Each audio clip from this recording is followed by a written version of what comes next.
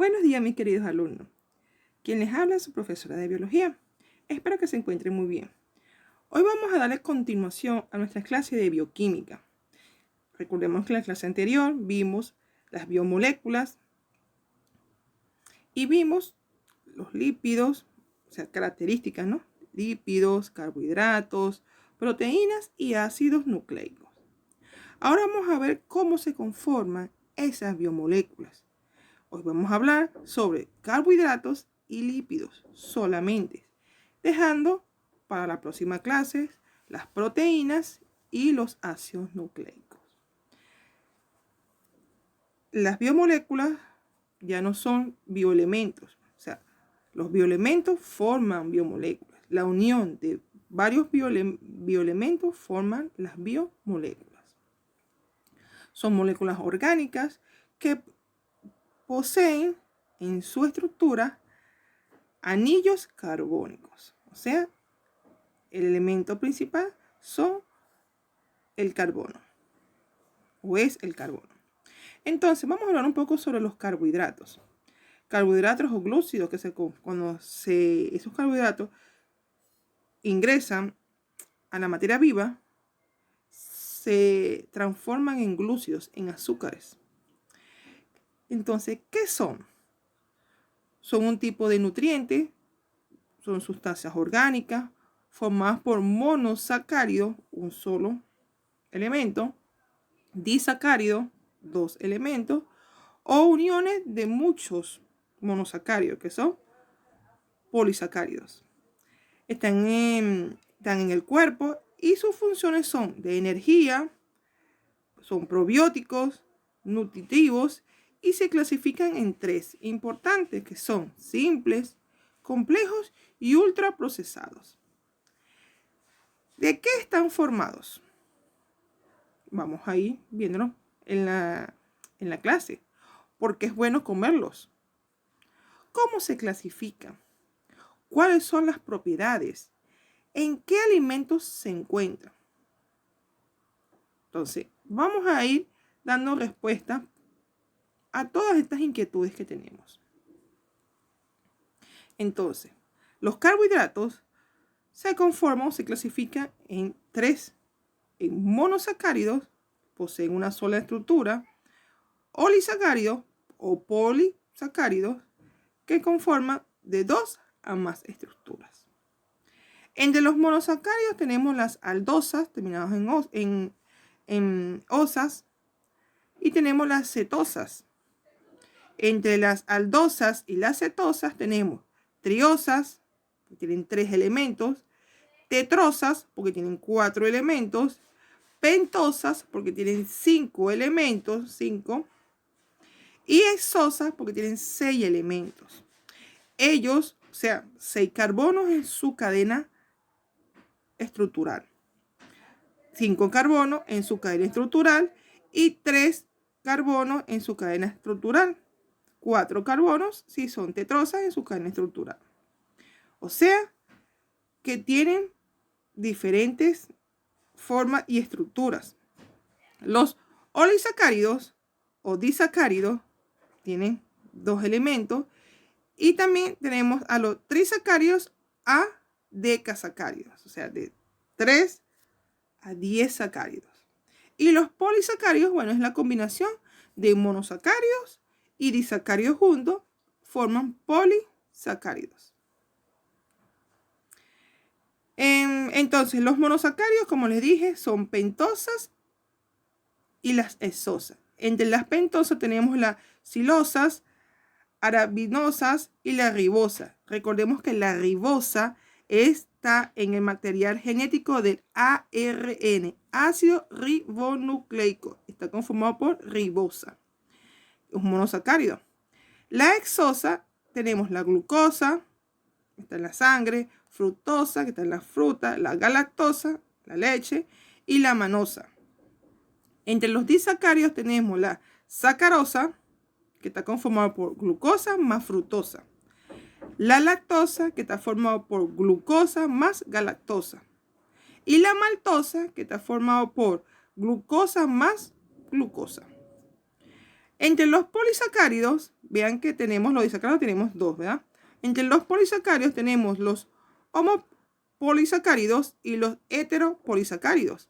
Entre los homopolisacáridos tenemos a las pentanosas y a las hexanosas. Entre las pentanosas tenemos aravanes y los silanes. Mientras las hexanosas tenemos el almidón, el glucógeno, las celulosas y las frutas sanas, o sea, las fructosas. Entre las heteropolisacáridos tenemos a los hemicelulosas, pectinas, polisacáridos azucarados y polisacáridos internos. Ahora bien, vamos a hablar entonces qué tipo de polisacáridos son, en resumen, beneficiosos ahorita para nosotros. Bueno, en sí todos son beneficiosos, pero vamos a ver el resumen de lo que vimos anteriormente. Tenemos entonces monosacárido, que es de 3 a 8 átomos de carbono. Recuerde, 3 tetra, tri, tetra, penta, hexa, hecta y octa sacáridos. ¿Okay? Los oligosacáridos están conformados por disacáridos o trisacáridos. Es la unión de 2 o 3 monosacáridos. ¿Okay? Cada monosacárido, si se unen 2 monosacáridos, forman un disacárido. Si se unen de 3 monosacáridos, forman trisacáridos. Y si se forman más de 3 o 4 monosacáridos, forman polisacáridos. Son cadenas lineares ramificadas de muchos monosacáridos. Ahora bien, los monosacáridos base, ¿verdad?, en un número de carbono pueden ser la tetrosa, como les dije. Ahí conseguimos a los eritrosas y a la treosa. Las pentosas, ahí tenemos a la ribosa, silosa. ¿Ok? La hexosa tenemos a la fructosa, a la galactosa. Y la hectosa tenemos entonces a todos los senoepudosas. Recordemos entonces que nuestro material genético tiene monosacáridos. Tenemos a la ribosa y tenemos a la desoribosa. Aquí entonces les coloco estructuralmente cómo está compuesto esos elementos: la maltosa, la lactosa, la sacarosa y la celobiosa. Son estructuras bioquímicas que están que conforman monosacáridos. La lluvia, como les puse aquí, la lluvia de carbonos forma muchas estructuras. Esas estructuras pueden ser de forma triosas, pentosas y hexosa. Esto lo quiero que quede muy claro porque para que entiendan lo que viene más adelante. ¿Ok?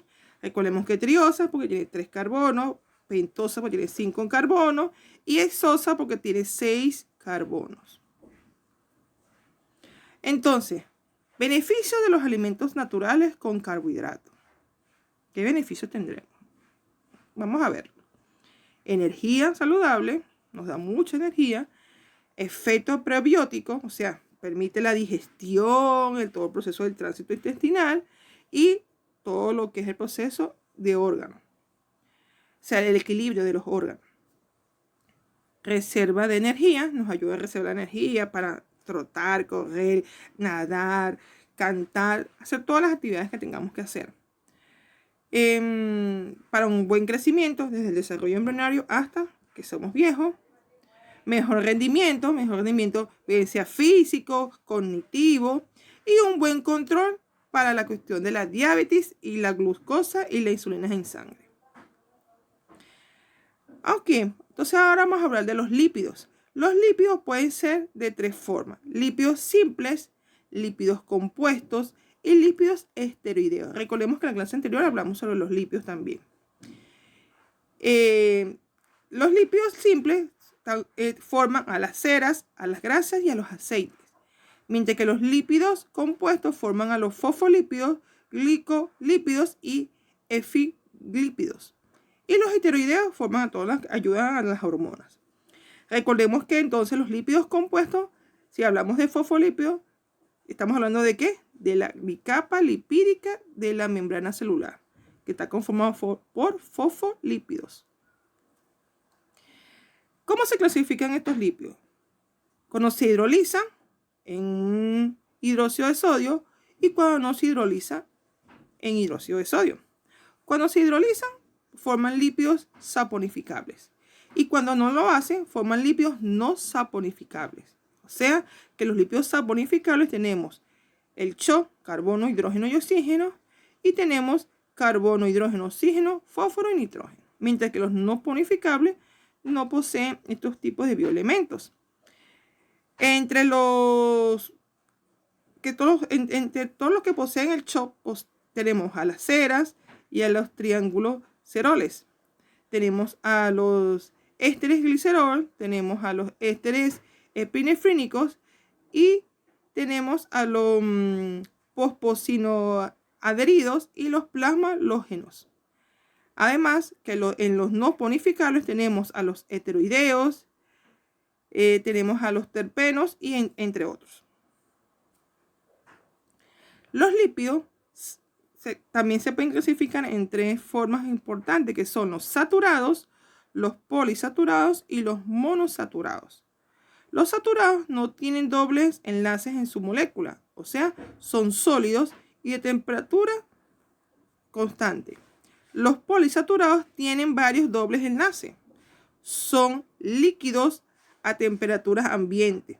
Poseen, entre su estructura, son ejemplos más que todo de omega 3 y omega 6. Los monosaturados tienen una doble enlace en su estructura, son líquidos a temperatura ambiente y es más característico, o mejor dicho, es característico del omega 9. Funciones de los lípidos. Tenemos componente de membranas, fuente de reserva energética, reguladores biológicos, pigmentos, retinol y carótenos, tienen una función de cofactores, o sea, ayudan a la vitamina K, son detergentes en los ácidos biliares, o sea, en la bilis, en el hígado, transportan dolicoides, o sea, son transportadores de tilicoides en sangre, ayudan a las hormonas derivados de la vitamina D y hormonas sexuales, son mensajeros celulares derivados de los fosforilalcoídos.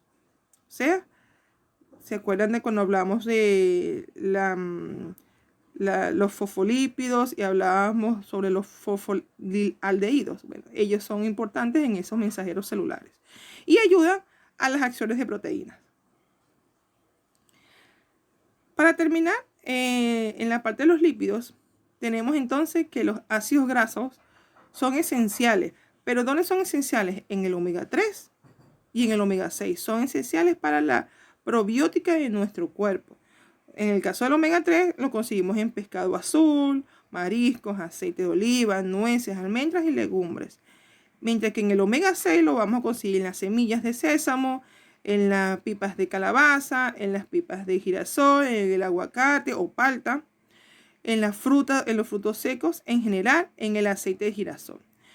Es más decirle que los lípidos, que son grasos esenciales, hay que utilizarlos en forma gradual, porque si no se pueden concentrar en el organismo y aunque son reservas de energía, también pueden llegar a engordar porque podemos reservar más de lo que quemamos.